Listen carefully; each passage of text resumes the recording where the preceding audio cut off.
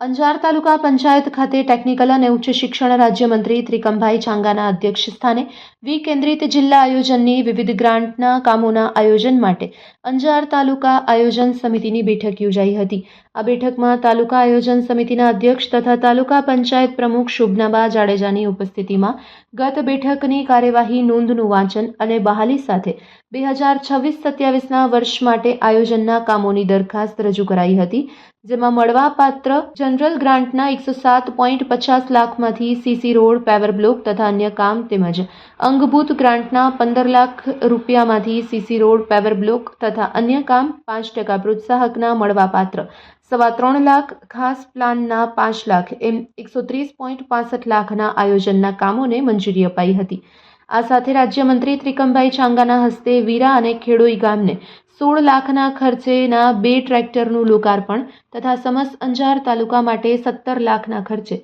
Jetting મશીનનું લોકાર્પણ કરવામાં આવ્યું હતું। આ બેઠકમાં તાલુકા પંચાયત ઉપપ્રમુખ ભુરાભાઈ ડાંગર, જિલ્લા પંચાયત સદસ્ય મંજુલાબેન ડાંગર, લખીબેન ડાંગર, મશરૂભાઈ રબારી, મ્યાઝરભાઈ છાંગા, તાલુકા સામાજિક ન્યાય સમિતિ ચેરમેન રાણીબેન થારુ, તાલુકા વિકાસ અધિકારી ભાવેશ પટેલ સહિત અધિકારી અને પદાધિકારીઓ ઉપસ્થિત રહ્યા હતા।